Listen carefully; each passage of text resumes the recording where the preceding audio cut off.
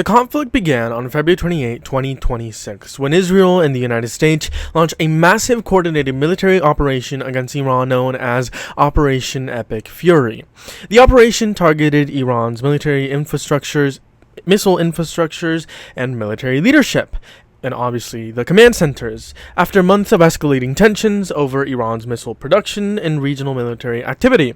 Within hours of the strikes beginning, Iran's supreme leader was killed along several top military officials. His death triggered immediate retaliation by Iran, which launched missiles and drones across the Middle East, hitting Israel territory and U.S. bases in multiple different countries. Now, before we begin, I just want to talk about Operation Midnight Hammer, which happened back in June of 2025 when the United States launched the Operation Midnight Hammer, which, according to Donald Trump, completely obliterated Iran's nuclear capabilities. Just keep that in mind as we go over the next 7 days. This war has now expanded to more than 3,000 miles, involving more than 15 countries, including Iran, the United States, Israel, Lebanon, Bahrain, Kuwait, Qatar, United Arab Emirates, Iraq, Cyprus, and Azerbaijan. According to U.S. military officials, Iran launched missiles and drone attacks across at least 12 countries during this first week of war. The war began early in the morning with a coordinated series of air and missile strikes by the United States and Israel. At approximately 8 a.m. Tehran time, missiles struck a leadership compound used by Iran's senior government and military officials. The strike killed Iran's supreme leader, commander of Iran's Revolutionary Guard, head of intelligence for Iran's Central Military Command, and multiple senior advisors and members of the supreme leader's family. The deaths immediately created a power vacuum inside of Iran. The Iranian state media later confirmed the supreme leader's death and described him as having reached martyrdom, which is the supreme sacrifice of one's life or the endurance of intense suffering for the sake of a deeply held religious faith, political belief, or core principle. Later that same morning, a missile struck a girls' school in Minab, southern Iran. The explosion killed around 165 people to 175 people, mostly being children ages 7 through 12. Later confirmed by AP News that yes, the United States and Israel were the ones to do this. U.S. officials later said the strike likely targeted a nearby Islamic Revolutionary Guard Corps facility, but evidence suggests the missile may have come from a U.S. warship in the Arabian Sea. Obviously, Iran condemned the strikes as a war crime, and the United Nations called for an investigation.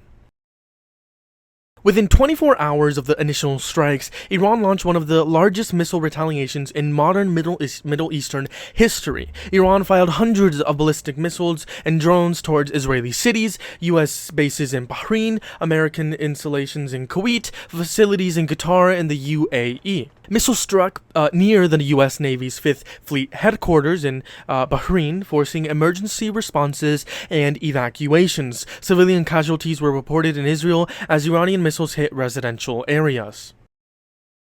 On March 2nd, or Day 3, senior U.S. officials held their first major press briefing about the war. Defense Secretary Pete Hegseth said the operation had 3 main goals: destroy Iran's ballistic missile program, eliminate its naval threat in the Persian Gulf, and ensure Iran cannot develop nuclear weapons. This is why I said, remember what happened back in June in 2025 in Operation Midnight Hammer when Donald Trump said, quote, "We have obliterated Iran's nuclear capabilities." He obviously argued that these strikes were necessary because Iran was building a massive arsenal of missiles and drones. He stated, quote, "Iran was building powerful missiles and drones to create a conventional shield for the nuclear blackmail ambitions," end quote. Hegseth also warned that this war could last several weeks. Quote, 4 weeks, 2 weeks, 6 weeks, it could move up, it could move back, end quote. However, he insisted that the conflict would not become another long Middle Eastern war, saying, quote, "This is not Iraq, quote, this is not endless," end quote. U.S. Secretary of State Marco Rubio gave additional details about the decision to strike Iran. Rubio suggested that U.S. intelligence believed that Israel was preparing to attack Iran, which would trigger Iranian retaliation against American forces. He said the United States chose to strike first to prevent larger casualties. Quote, "We knew that if Iran was attacked, they would immediately come after us, so we acted before they could inflict higher damage," end quote. Rubio also warned that the war was far from over. Quote, "The hardest hits are yet to come from the U.S. military," end quote. the conflict has spread beyond Israel and Iran. Iran launched additional missile attacks across the Gulf region, while Israel forces began striking Iranian military infrastructures across multiple different cities. Targets included missile factories, naval bases, underground command centers, and the Revolutionary Guard headquarters. Hezbollah and Lebanon also entered the conflict, launching rockets into northern Israel. Israel responded with airstrikes across southern Lebanon. The US and Israeli militaries dramatically escalated the bombing campaign. According to military officials, thousands of targets were struck within the first 5 days of war. These included missile launch facilities, drone production sites, air defense systems, and naval shipyards. U.S. officials said that the campaign was designed to cripple Iran's military for years.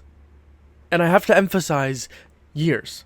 Meanwhile, Iran continued launching missile attacks on Israel and U.S. bases. Reports emerged that Russia had begun sharing intelligence with Iran, including information about the locations of U.S. ships and aircrafts. Despite this, though, U.S. officials claimed the military campaign was succeeding. Defense officials said the U.S. had achieved, quote, total dominance over Iranian forces in the early stages of the war.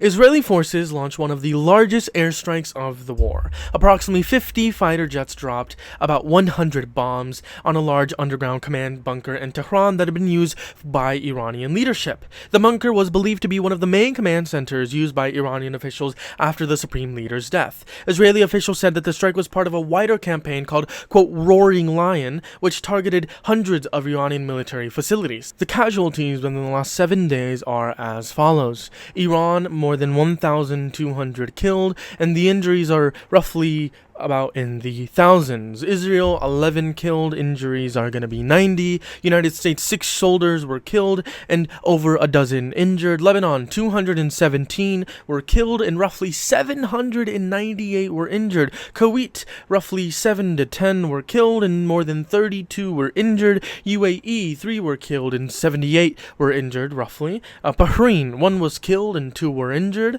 And then in Qatar, 16 were injured. In Cyprus, thankfully the missile was intercepted, so there were no injuries or deaths. In Azerbaijan, there was roughly 2 to 4 injuries. And then in Iraq, there is an unknown number of deaths and injuries due to Iranian missiles. International leaders are warning the conflict could expand into a larger regional war. Germany's Chancellor Merz warned that the war could destabilize the entire Middle East and even cause economic crisis in Europe.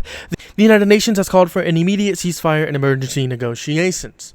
In just 7 days of this war, we killed Iran's supreme leader, we triggered missile strikes across the entire Middle East, involved more than a dozen countries, and created fears of a much larger regional war that could potentially last months. Next week will determine whether this conflict expands further or moves towards diplomacy.